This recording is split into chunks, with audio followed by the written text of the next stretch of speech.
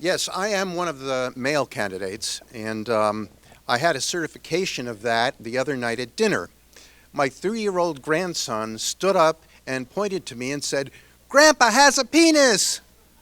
And everyone started laughing, and I was kind of mortified. And it's because his mom was teasing him, like, well, is Grandpa a boy or a girl? And he's learning that, the boys have penises. So he stood up and declared that. So using his certification, I think I can say I am a male, and I am running for Republican State Central Committee.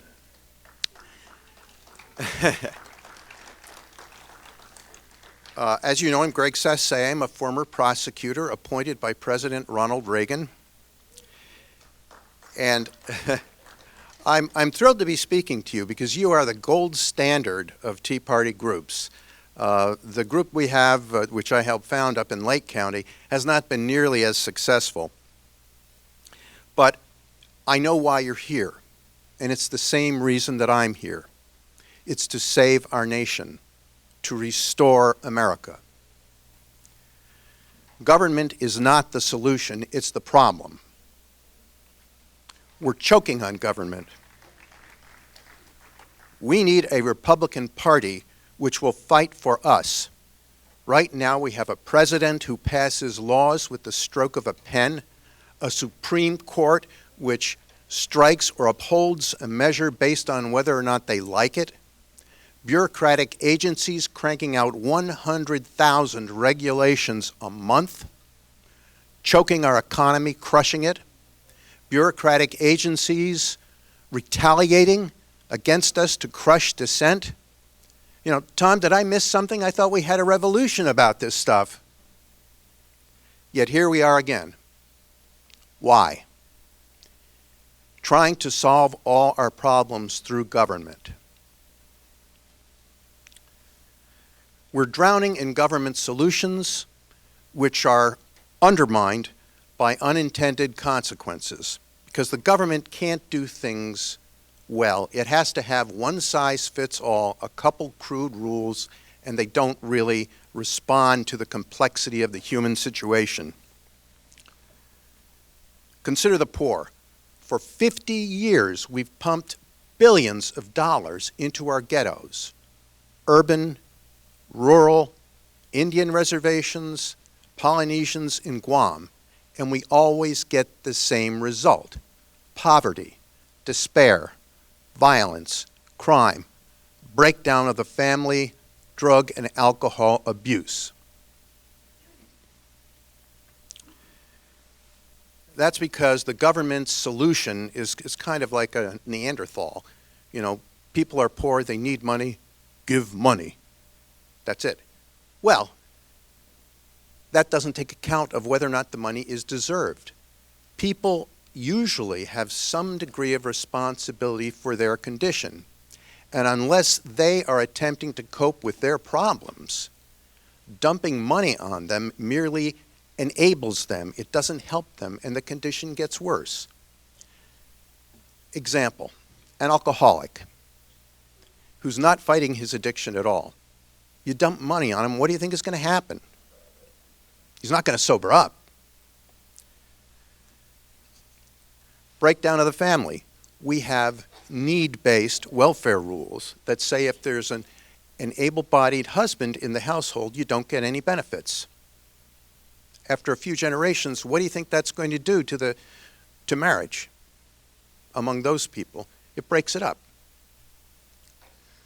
Establishment fiscal policy and activist government is a nightmare.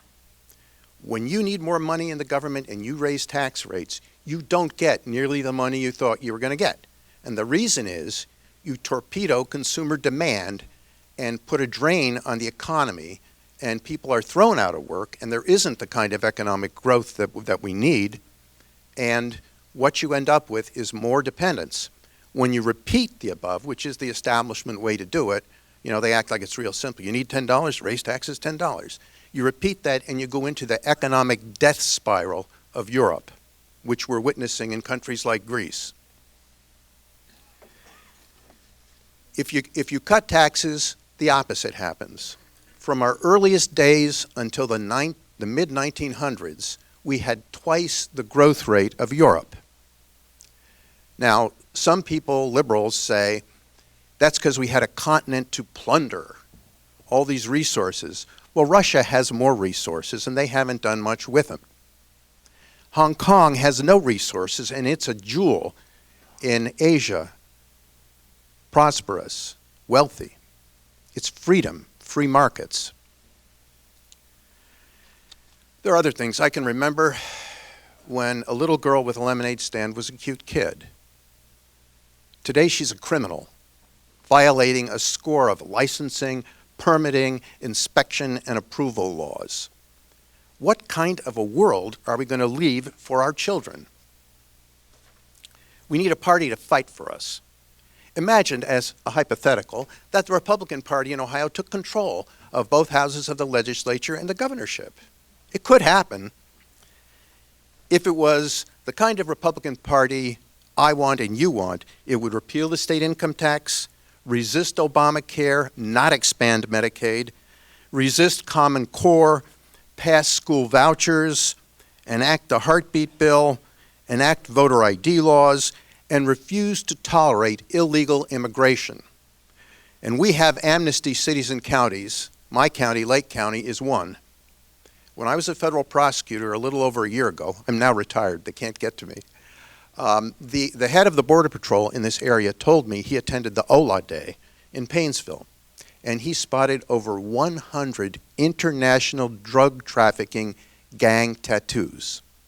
They're little diagonal things on the neck. He showed me where, but I don't remember exactly. Recently, a woman was murdered by an illegal alien in Lake County. We need to protect our people and prevent that kind of thing. Imagine a booming economy, slash taxes, no alphabet soup of agencies, state, federal, and local, crawling all over each other, duplicating services and doing them all badly at great cost. Respect for the individual from conception to death, freedom for all. We can have it. It's a new day dawning. You're still here. I'm still here. It's been 4 years, 5 years since the original We the People convention, and we're still here and we're still active. The time of growing government is over. This is our time. Their time is done. Regardless of what happens to me, and I have buttons and they don't have my name on it because it's not about me.